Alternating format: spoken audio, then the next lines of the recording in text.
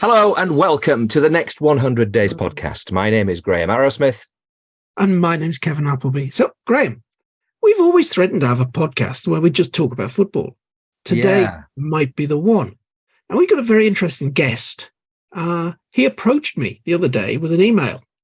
Was asking Grow CFO if we'd like to take part in a football tournament in Newcastle for all sorts of charitable reasons. But of course, Grow CFO, we're a remote organisation. I'm in Newcastle. Dan, who's the only one of us that might actually stand a chance of playing a game of football these days, since he used to be rather good at it, is in Godalming in Surrey. So I said no, but there's something about it that intrigued me. I said, I'd like to find out more of this. So I invited John McClarey along to talk about it. Well, John, welcome to the Next 100 Days podcast. Thanks very much for inviting me on, gents. Thank you. Well, you know, if Dan, your colleague, is in Surrey, he's bound to be a Man United fan, isn't he? I mean, isn't that what it is? Chelsea fan. Is a Chelsea fan, did you say? Yeah. Oh, my Lord. Well, right. I actually thought I liked Chelsea fans that date back to before they built the prawn sandwich stand. Oh, I see. Fair enough. Dan's one of those. John, you obviously have an Irish lilt to your voice, but you live up in Edinburgh, don't you? That's right. Yeah, I've been based up in Edinburgh. I'm kind of at that stage in my life where I've been up here for over half my life now. Still very much Irish though, and living in Scotland. So if Scotland played Ireland at anything, who would you be rooting for? Like there's zero question where my allegiance is. I have a season ticket, or had a season ticket at the Aviva for a number of years. I've been at Euro 2012. I've been at Euro 2016. Those with good football knowledge will realise that Scotland were at neither of those tournaments. So yeah, I hope I've answered your question and got a wee dig in at the Scots as well. Oh well, I mean, I'm a half Scot. My mother was born in Glasgow, but basically, so I when I was young, it was quite a challenge really, because with parents, one English, one Scottish, until I was probably about 10. I didn't really want to split, my parents in with my allegiance. So I was always rooting for a draw. And then, a little bit before 10, I got interested in Leeds United, and then it became England. But that said, you have a business which is really interesting. It's called Business Fives. Tell us a little bit more about that. That's right. Yeah. I've managed to be one of those lucky people that have married up their career with their genuine passions. Similar to yourself, 9, 10, maybe even 5 or 6. I've been a football fan all my life. I've rarely been pictured without a football in my hand or my feet or wherever it might be. So I've been lucky enough to carve out a career in it. Worked in business development roles throughout my life. And then 7 years ago, I took the plunge and set up my own company. So we run corporate charity sports events, mainly focusing on football and golf. As you said, latterly pivoting into some esports as well. But so we've delivered events up and down the country and the UK and Ireland. So what was the join then? I mean, you were in corporate and you were selling things, or we call it a business development role, but basically you got to a point where you were a bit stalled there, presumably, or you wanted to have something different in your life, and then you chose to change. What was all that about? Tell us a little bit more about that story. Yeah, so I've had various different roles. My kind of starting job was media sales.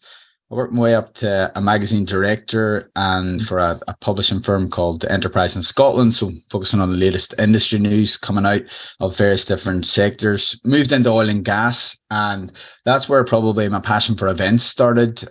Started going to international events. Trade shows in like Kuala Lumpur, Cape Town, Abu Dhabi, all over. Moved out of that, was going to join the Scotsman, ended up kind of changing and working with the Chartered Institute of Housing. So that was my first foray into the third sector. I'm using inverted commas there because it's kind of the third sector, is kind of not, but definitely a sector that's there for the good. and it's a charitable organization itself. And I loved it there, really, really enjoyed it. I loved that the kind of knowledge that you were giving something back to the local community as well. Made the decision then to move to a company that focused mainly on the events and festivals sector. Was really attracted by the role, was working with two entrepreneurs, two real go-getters, had brilliant established careers up here. And that probably gave me the drive to say, well, let's go and do something myself. And I wanted to get back into something that I was giving something back. So yeah, Business Vibes was born from that.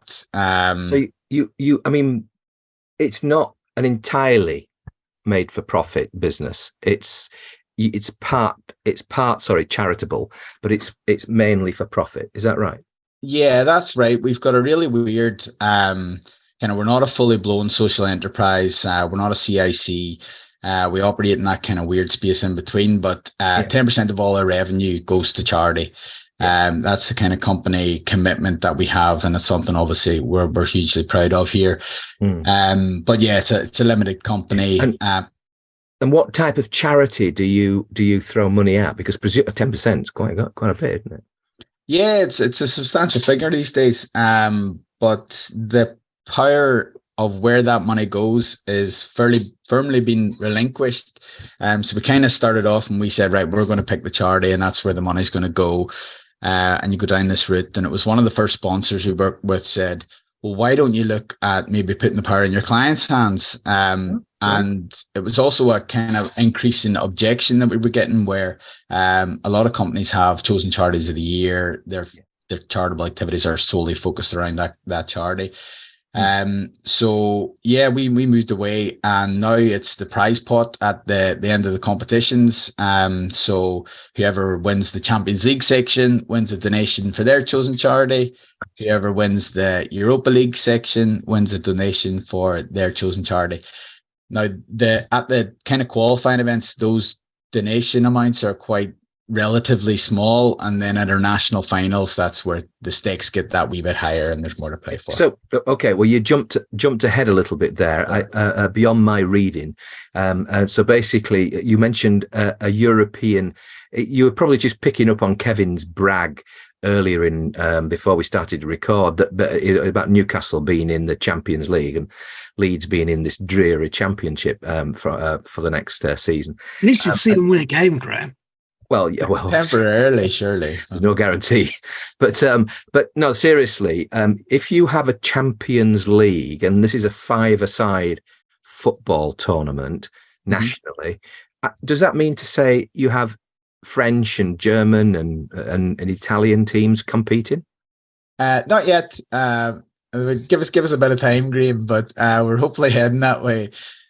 No, essentially it's just what we call the tiered sections. The opening, we kind of start off every tournament with an opening group phase, and then we section people off. So the group winners go off and play against each other, and then whoever finishes bottom goes and plays against each other. And the reason for that is kind of feedback, and we've iterated a lot of different events now. So we want teams to find their level, enjoy it, play against companies of a similar standard.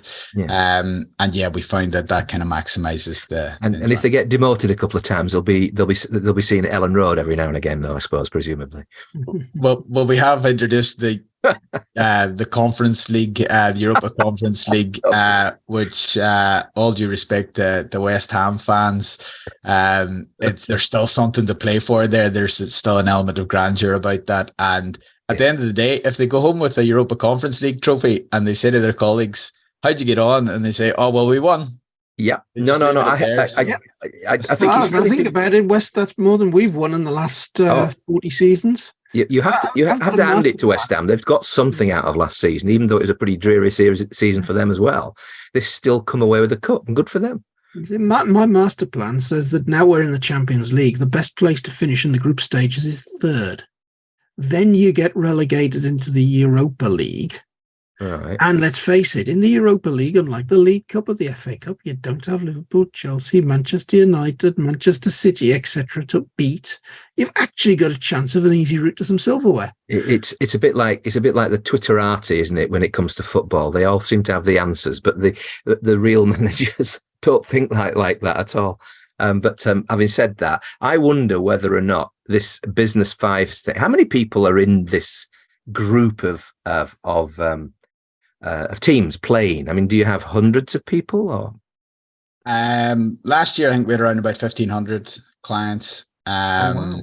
Right. Yeah, it varies from event to event. We're in Aberdeen tomorrow. We've got 23 companies coming along.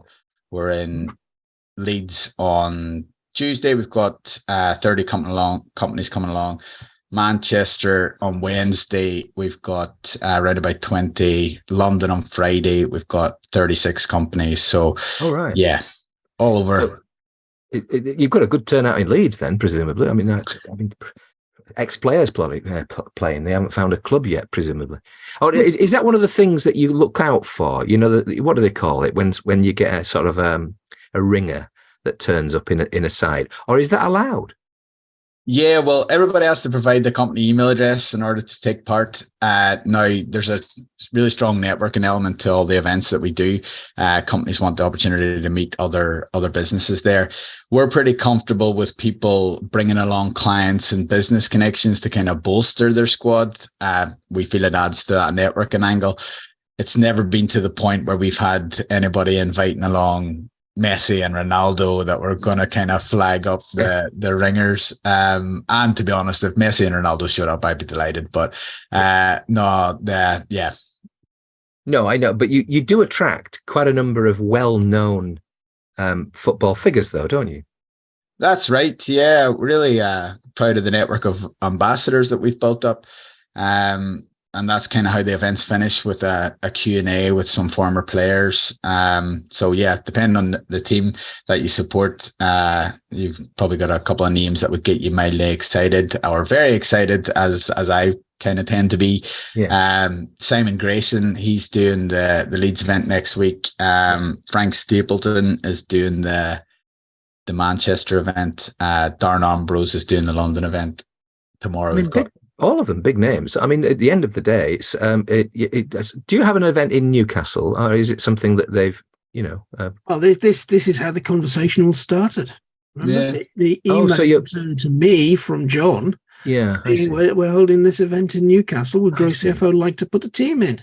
Because it obviously spotted me as on LinkedIn or something with a Newcastle location and thought it was the right thing to go for.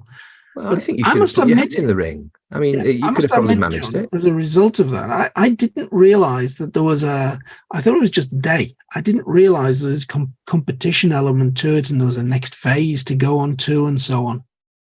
That's right, yeah. So all the events are qualifiers, and then we've got a national final in England, a national final in Scotland, a national final in Ireland as well. Our Welsh clients tend to gravitate towards the English national final. And yeah, so that's the kind of 3 teams from each event qualify for the national finals, and they're brilliant occasions, really good to be a part of. Danny Simpson was the last guest speaker at our national final. He was brilliant, obviously. Former Newcastle championship winner, yes. Won the Prem with Leicester as well. So we've had some great names involved, but they win the chance to get an invite along to the national final. So yeah, most companies tend to make it along. If you've got 30 teams in the Leeds event, do you have several pitches that you're playing on, or is it just one pitch that you're playing on 10 minutes or aside or whatever? How does it work? Is it just one pitch, or is it 10 pitches? No, that's right. So depending on the size of the event will dictate how many pitches we need.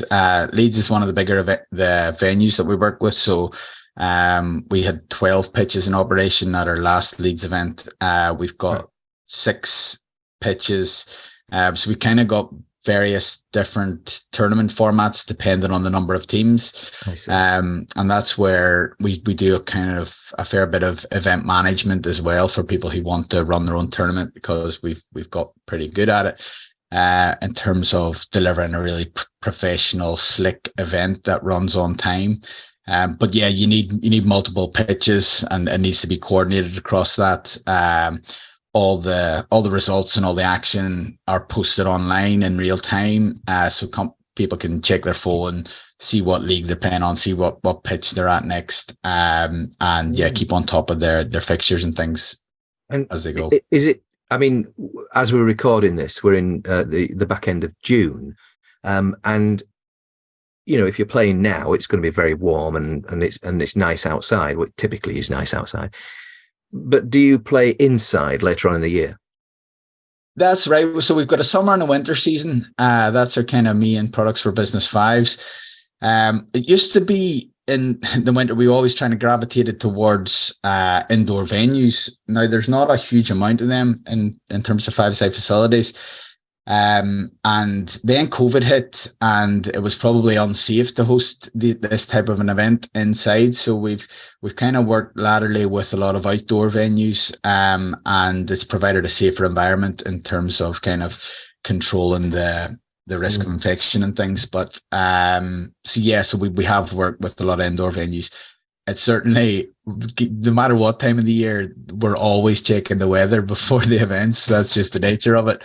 That's just part and parcel of delivering events in the UK and Ireland. Female football is becoming, well, it's just mushrooming, isn't it? It's becoming a really interesting product, and there's some great female footballers coming up, and more power to them. But this type of event, are you getting female teams in there as well? Obviously, they're not playing against males. I'm saying obviously because Well, are they playing against male? They are, yes. So all our events are mixed, completely mixed. We've got prizes for best male player, best female player on the day. We've had all female teams participating before. It's definitely open to all. We're actively encouraging more ladies to get involved. We've got female ambassadors that we work with, like Rhonda Byrne and Amy McDonald. So we're doing a lot of work on that. Now, it does tend to be a predominantly male-dominated event, and that's kind of the nature of football, unfortunately. But we're actively looking maybe for our next opportunity within that, where maybe doing an all-female event and just for women in business exclusively, and maybe pivoting into a different sport. That would appeal more to women. I mean, don't get me wrong. The girls who are playing alongside the chaps in these leagues, they've got to be pretty good and strong. I mean, because surely they could get hurt, couldn't they?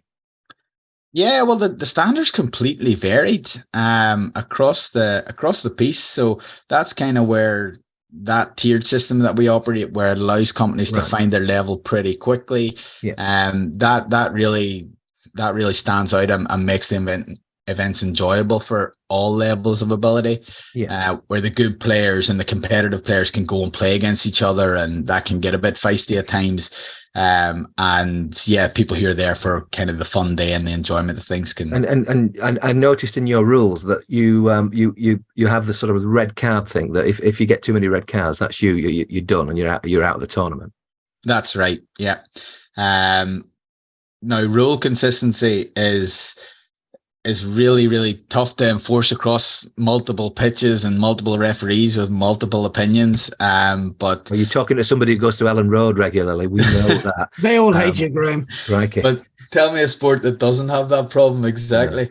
And now we kind of provide clips and highlights of the action throughout, shared on social media and things, but that doesn't mean we've got VAR technology. Unfortunately, the referees do tend to get some decisions wrong from time to time. So just maintaining that kind of real consistency is something that we're trying to do. Yeah. No, I don't know about you, Kevin, but I'm not 100% sure that VAR has actually improved the game at all. I think it just seems to be slowing it down. I mean, you might technically get some more accurate decisions, but at what cost?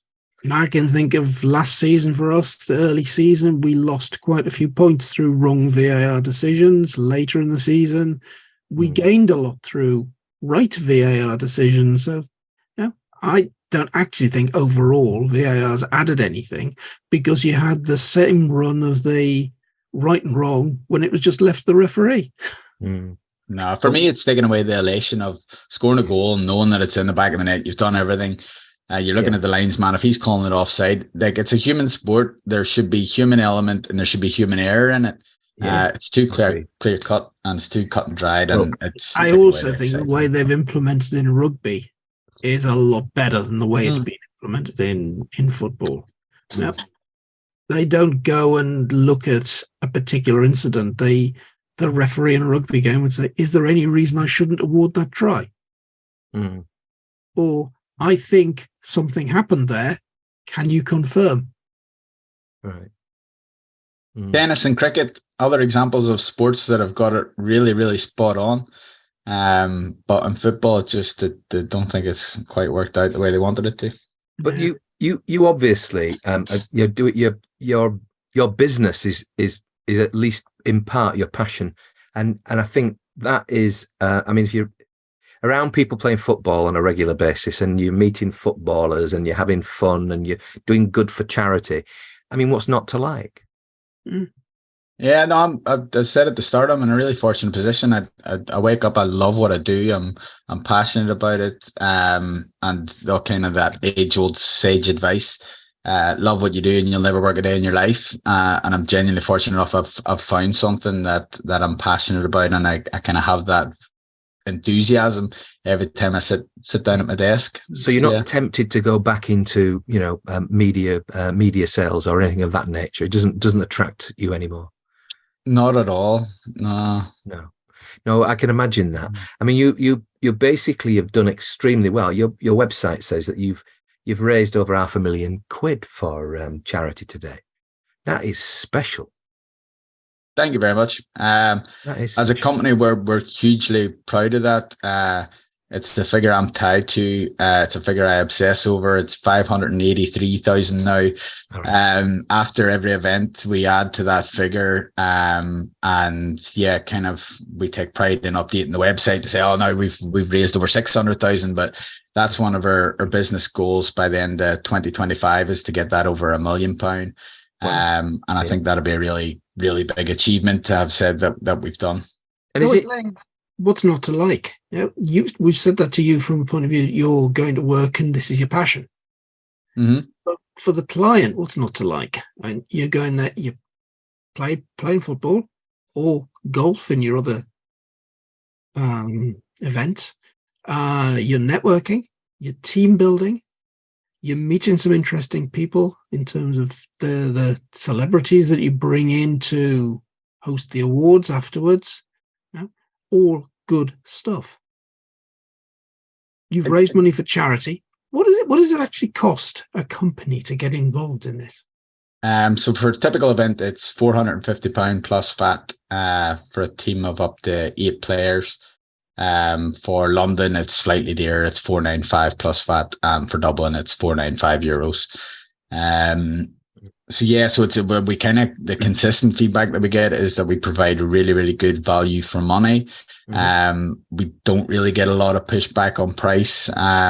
We're fortunate that we kind of, the overarching feedback that we are getting is that people enjoy it, that it probably is too keenly priced, if anything. You can say that is a done inexpensive corporate day out. I was going to ask you, it sounds like it is, Kevin, but is it the company's paying in your experience, or is it the friends within the company who get together and club it in themselves? No, we don't have any self-funding teams. They're representing their company at the end of the day. They're representing the chosen charities that they're supporting as well. So the company has to authorize them their day out. They have to authorize the expense. Yeah. All the companies are kind of fully branded in terms of their presence. They all enjoy the social media of like the promotions before the event, during the event, after the event, and things as well. Is there another metric that you're not telling us about, which is you've talked about networking? Is there something that you've measured within the work that you've done so far that might say, well, actually, because it's such a passionate thing and everybody shares that passion, who that's the difference with networking. If you start talking about football, you're probably going to be talking to somebody who's the least bit interested, they're not that interested in football, etc. But you've got a constituency you've got a cohort of people who've turned up at an event, all playing football or maybe golf or whatever, and they've got the passion for that particular thing.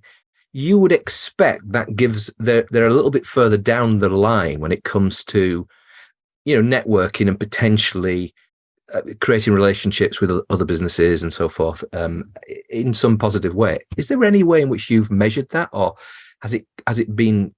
Have you got feedback from people saying, actually, it's paid for itself several times over because we've got this deal because of this? Yeah, well, it's one of those things, just in picking up on Kevin's point as well. You're turning people as close as they get to being paid to play sports and professional sportsmen for the day.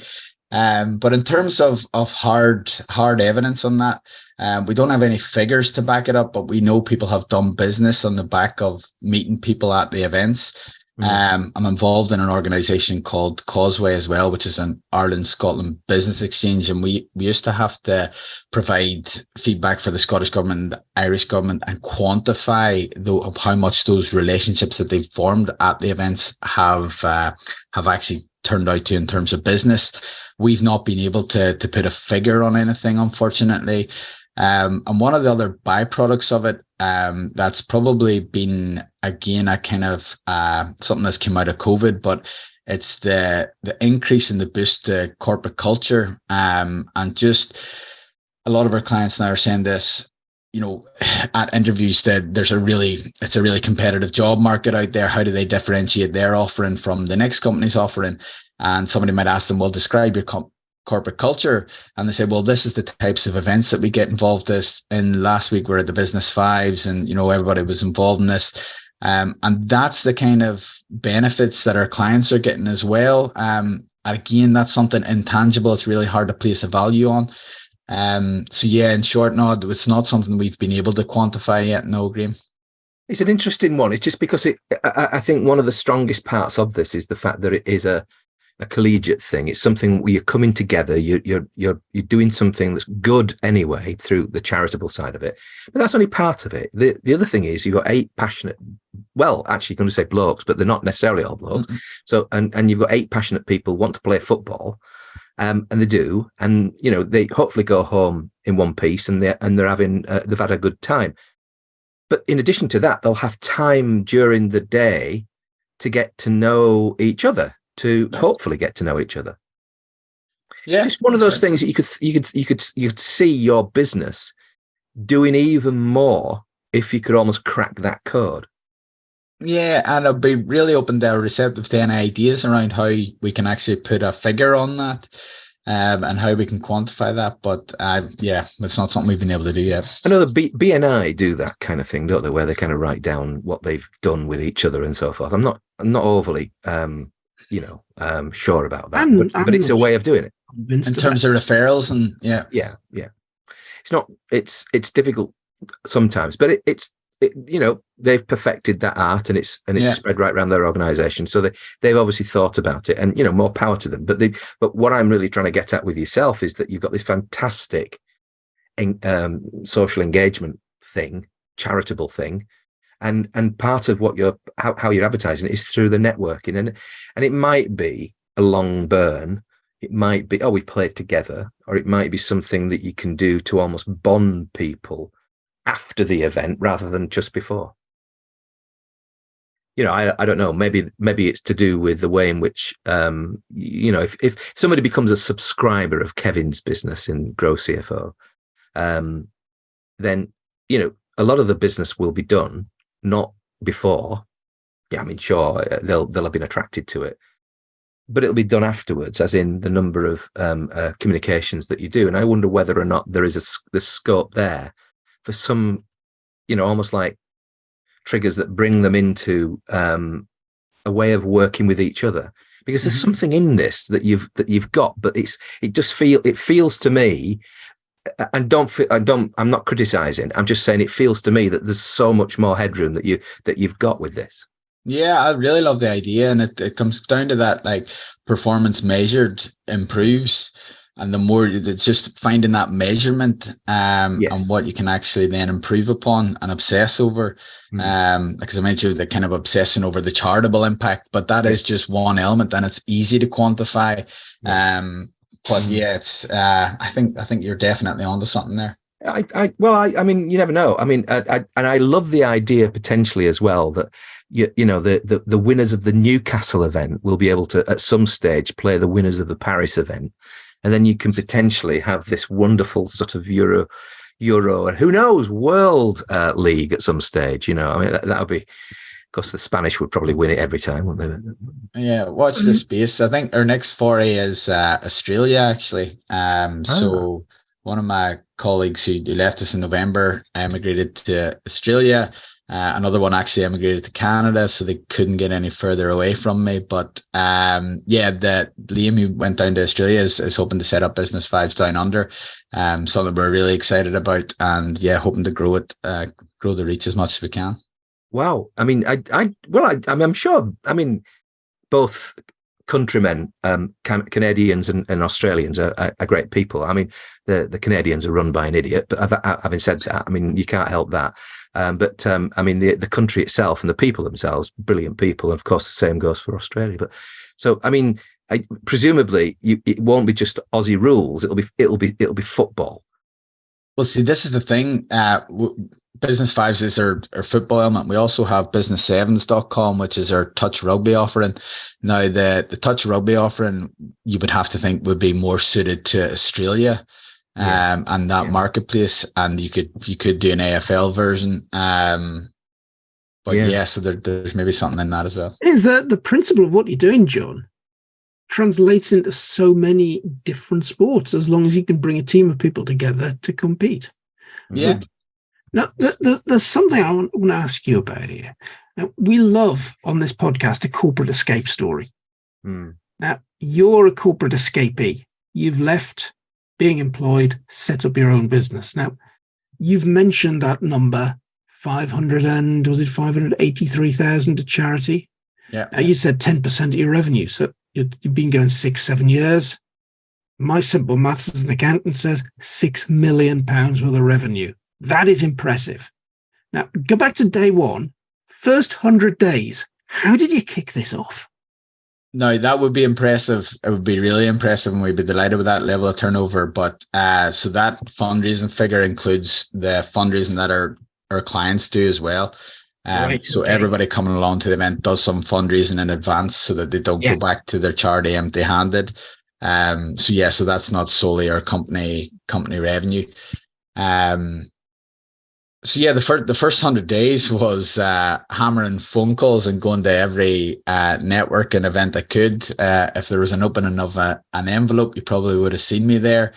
A lot of cold calling. I joined the Edinburgh Chamber, was one of the first things we did. We kind of made a beeline for the SFA. We set up the first charity partner that we had, which was the Trussell Trust. And within 100 days, I think we had delivered our first event. So then the original model was sector specific events. So we had industry specific events. Our first event was for the financial services sector. So Standard Life beat Santander in the final. Santander were the second client that we signed up, and that's when we kind of realized we've probably got some mileage in this. Thereafter, we had an energy and utilities event, transport, construction, housing and property, professional services, technology and IT. And that was really good. It allowed us to test the model, but we were only delivering events in Edinburgh at this stage. And then our growth from there was kind of the rest of Scotland, and then slowly into England. We joined the North East England Chamber of Commerce. I'm a really big fan of kind of any Chamber of Commerce, and I think it's a brilliant place to start a business and a brilliant place to start a network and grow your network. And just feel connected to the local business community as well. So we delivered events in Newcastle, Sunderland and Tees Valley then, and that allowed us to kind of test the model down south, and it was a complete eye-opener for us. We pretty much... The model down south, you've only gone as far as Middlesbrough. So that's still low. There are events in Southampton, Portsmouth, Norwich, of course, somebody mentioned this morning on radio. I heard that they were looking forward to the Old Farm derby. This is the one when Ipswich play Norwich. The thing is about football, it has so much resonance all over the country, and everybody's got their favourite teams. And it's a brilliant sport. For all three of us, it's infected our lives in one way or another, and I mean infected. As a Leeds fan, I can promise you. But there are ups and downs, and if you can't accept that, then you're in the wrong sport. I mean, this is why we look at certain clubs who almost think of themselves as having the right to success, and it's not true. There'll be ups and downs, but the beauty of this is that you're giving regular people. Now, if you talked about Standard Life, let's just say, big company, they didn't just put one team in, did they? No, over the course of our kind of relationship with them, they still get involved in our events. So that's been a really long lasting relationship. Obviously, it's changed from Standard Life. It's now Aberdeen, and it's iterated in a few different forms. But yeah.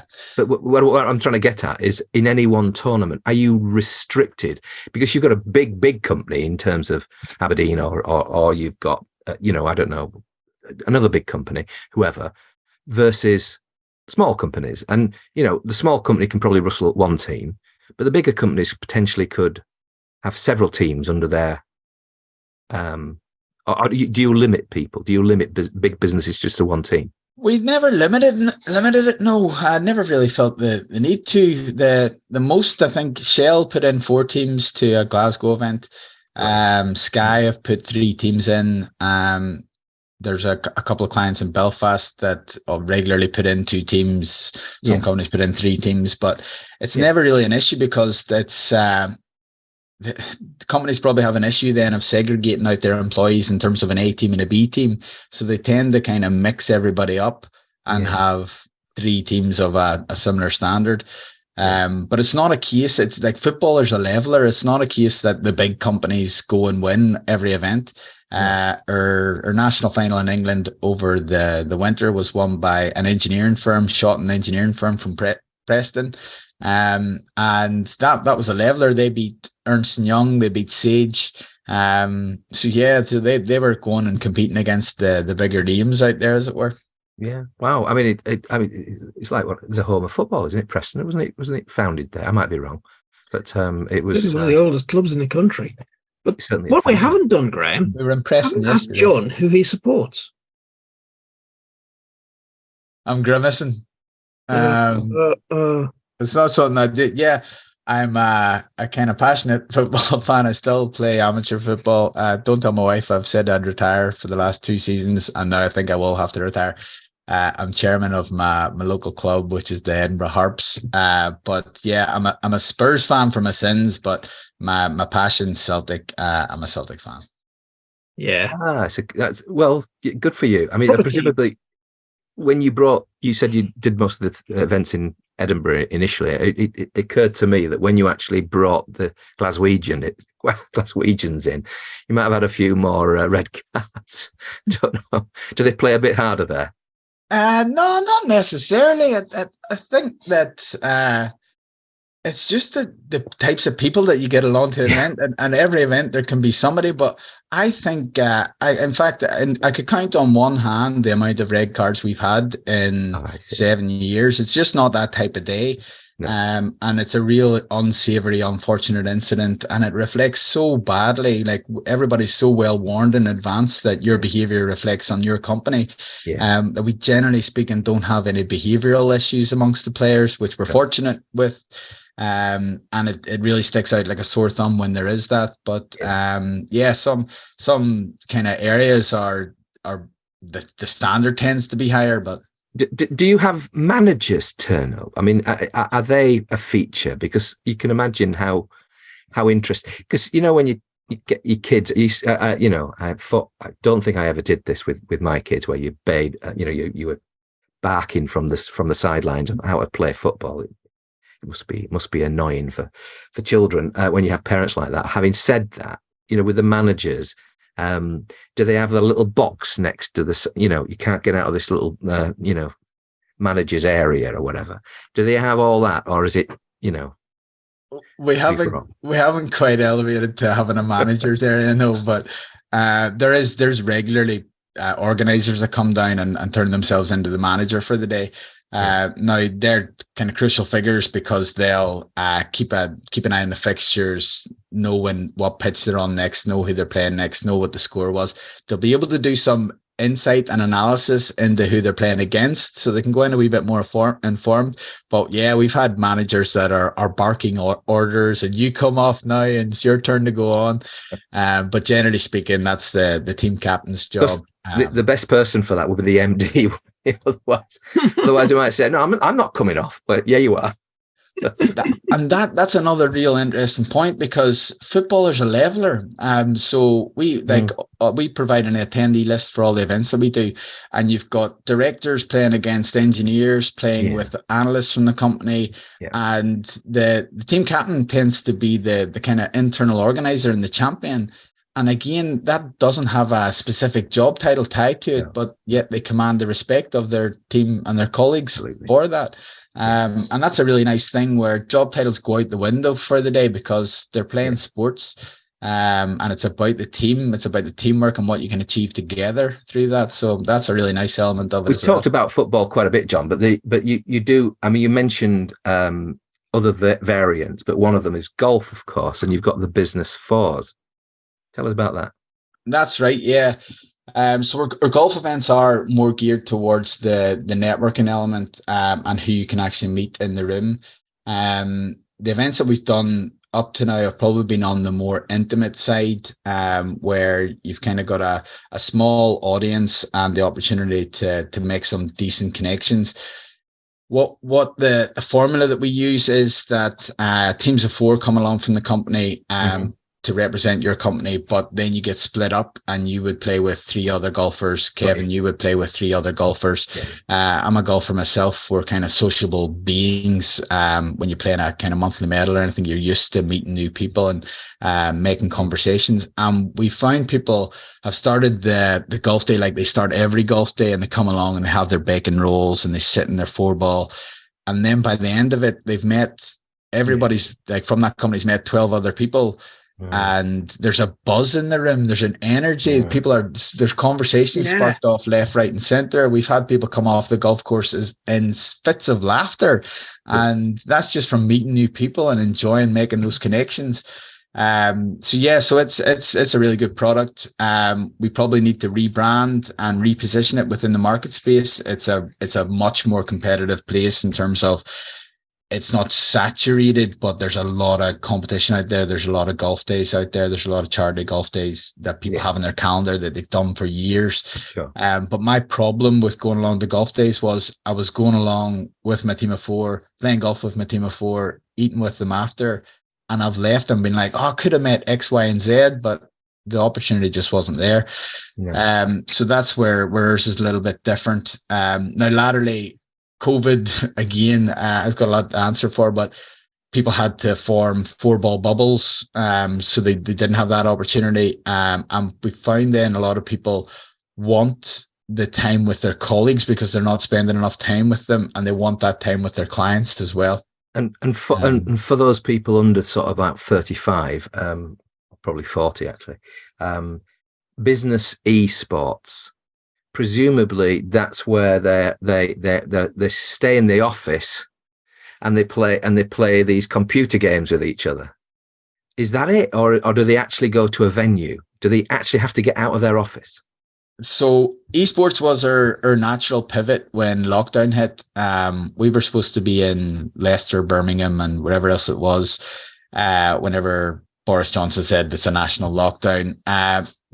That was in the March, and by the May we were delivering a FIFA esports event for just to keep our community connected. It allowed us to kind of test the model and test the appetite for an esports event of that nature. We put up a £500 prize for the local NHS trust, and we created a really good buzz. And I didn't know, because events are all about people. It's about bringing people together. It's about that experience of making connections, meeting up. But we were able to transfer that online. And we used a platform called Discord. That's where all the live chat was. Gamers are extremely demanding clientele. They're relying on you to make roll calls, make decisions in real time, pronto, sharp.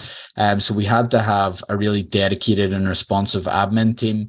And the team were brilliant at that. But at the height, we had 60 companies involved in esports event, everybody logging in from home. Yeah. It was lockdown. It was pretty much the only form of communication some people had out with work. And Lad Bible won an event. We had some brilliant clients, some really, really memorable battles in Call of Duty and Warzone and FIFA. And it's a brilliant product again. Now, again, we kind of carved out a bit of a niche with that, where we did a lot of event management projects. So we delivered a FIFA event for a client in Miami.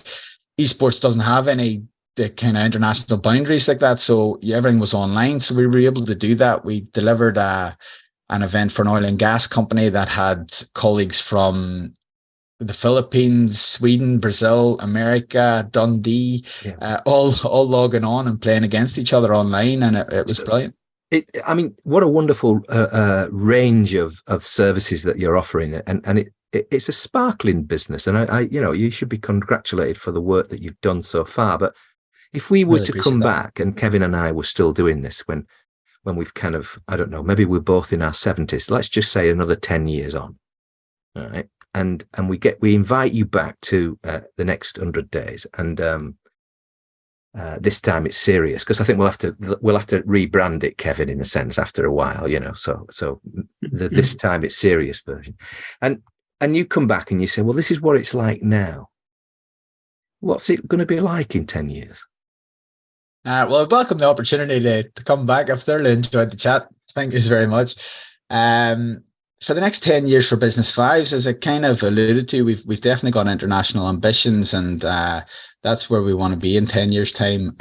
There's a huge market in America. Football's a burgeoning sector there. So that's something that we'd like to do. We'd definitely like to be delivering an event that's heavily weighted towards women in business. Now whether that's kind of netball or hockey, we've not quite nailed that down yet. Netball would be good, but yeah, certainly diversifying the kind of range of sports that we offer, increasing the cities and the international territories that we work in as well would be top of our list. Interesting. Very interesting. I guess this model would franchise very nicely if you wanted to. We've looked into franchising. We've got a kind of business systems that's not quite an operations manual, but it could be repackaged as that. The foray into Australia, so that was pretty much a franchise contract that we've designed for that, and that allows us to test the model to then roll that out, pardon me. And yeah, doing a country specific, I think there would be good value in it, but we've had the conversations. It hadn't been the right time for the business at the time. We were probably still in startup mode at that point, where now we're kind of looking to scale up. And you relinquish a lot of control with franchising, which I'm pretty comfortable with. But you have to get it into a position where you can do that. And we're probably not quite there at the minute. Well, John McClarey, who's the MD of Business Fives, you've been a brilliant guest on the Next 100 Days podcast. Thank you for joining us.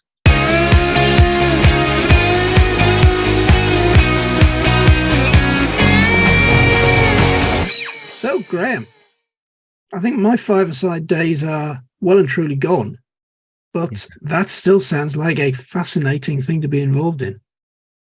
Yeah, I've often wondered whether or not I could cope with the walk-in football, which might be another alternative.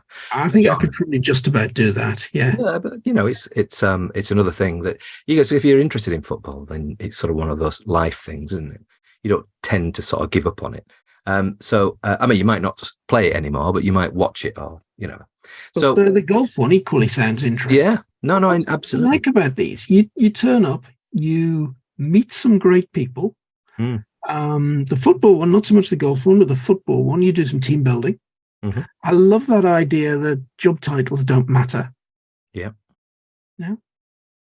Mm-hmm. And make some money for charity. What's not to like? Brilliant model.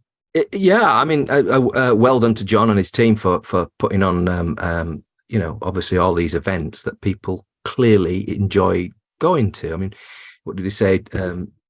Coming up to the Leeds event, it's 30 teams in Leeds. I mean, 30 teams. I mean, it's similar number. It was a similar number in Newcastle, and I was quite impressed by the list of companies that John's named on the email that were already signed up for the Newcastle one.